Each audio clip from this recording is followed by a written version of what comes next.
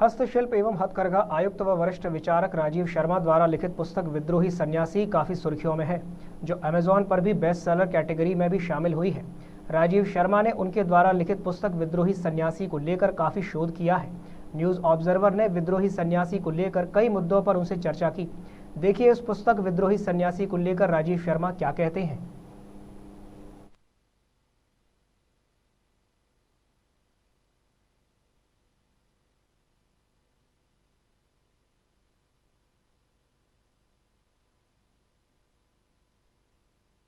नमस्कार। आज हमारे साथ इस स्टूडियो में मौजूद हैं श्री राजीव शर्मा। इनका एक और परिचय मैं आपको देना चाहूँगी।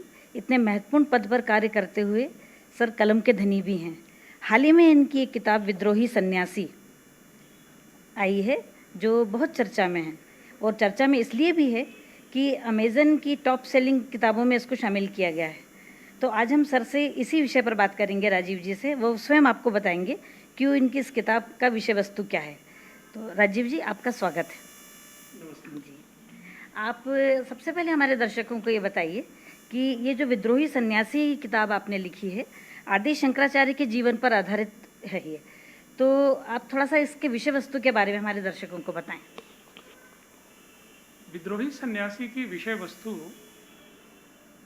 श्री आदि शंकराचार्य का जीवन और कृतित्व है। जी, एक अद्भुत कहानी है, रोमांच से भरी हुई, कि कैसे एक 8 वर्ष का बच्चा जी, और अपना घर त्याग कर, संन्यास लेकर और अपने घर से निकलता है, और निकलकर वो सामाजिक विद्रूपताओं से लड़ता है, समाज की विसंगतियों से लड़ता है, और कैसे दक्षिण भारत से निकलकर वो न केवल उत्तर भारत बल्कि पूर्वी भारत, पश्चिम भारत, संपूर्ण अखंड भारत में वो जो कहते हैं पूरा भारत उसको पूरे सम्मान के साथ सुनता है, और न केवल सुनता है बल्कि उसको समझने की कोशिश करता है और उसका पालन करता है।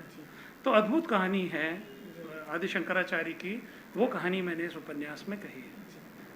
सन्यासी यानी कि जिसने संसार से निवृत्ति ले ली हो, कि जिसको कोई राग, द्वेष, मोह, महत्वाकांक्षा ये कुछ भी नहीं है। हमारे यहाँ पर बहुत से ऐसे सन्यासी हुए हैं कि जिन्होंने सन्यास लेने के बाद खुद के मोक्ष के लिए कोशिश करने की बजाय, सन्यास लेता है व्यक्ति इसके लिए कि संसार बेकार है और मुझे मोक्ष चाहिए, तो मैं ये संसार को त्याग करके मैं अपना कल्याण करूं। लेकिन कुछ ऐसे महान सन्यासी भी हुए हैं कि जिन्होंने सन्यास तो लिया लेकिन व्यक्तिगत स्वार्थ के लिए नहीं लिया, अपने मोक्ष के लिए नहीं लिया। उन्होंने संसार के कल्याण के लिए सन्यास लिया, समाज के कल्याण के लिए सन्यास लिया। जैसे स्वामी विवेकानंद हैं, वो भी सन्यासी थे, लेकिन उन्होंने सन्यास लेने के बाद वो कहीं जंगल में जाकर धुनी रमाकर नहीं बैठ गए।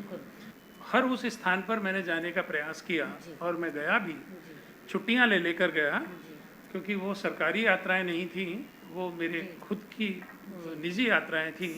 तो मैं छुट्टी ले लेकर गया और मैं उन सभी स्थानों पर गया, चाहे केरल के उस कालड़ी गांव में जहां आदि शंकराचार्य जी का जन्म हुआ था, चाहे कांची में, वहाँ तक आप, चाहे कन्याकुमारी में, चाहे केदारनाथ में जहां उन्होंने निर्वाण प्राप्त किया, चाहे बद्रीनाथ में जहां उन्होंने दोबारा से भगवान की पूजा शुरू करवाई। तो भगवान आदि शंकराचार्य पैदल पैदल उन्होंने अनेक बार पूरे देश का भ्रमण किया था, और उन्होंने जिस देश का भ्रमण किया था उस देश की तुलना में हमारा आज का देश बहुत छोटा है, क्योंकि उस समय बृहत्तर भारत था, अखंड भारत था। वो नेपाल भी गए, वो अफगानिस्तान, गांधार भी गए, ठीक है, ये सब पूरा भारत का एक क्षेत्र हुआ, ये सब भारत का क्षेत्र हुआ करता था। और बांग्लादेश और पाकिस्तान तो आप जानते ही हैं कि भारत का हिस्सा था ही था, ठीक है। तो उन्होंने संपूर्ण भारत का न केवल भ्रमण किया बल्कि वो जहाँ जहाँ गए उन सब जगहों पर जाकर मैंने, और जो हमारे 4 मठ उन्होंने स्थापित किए,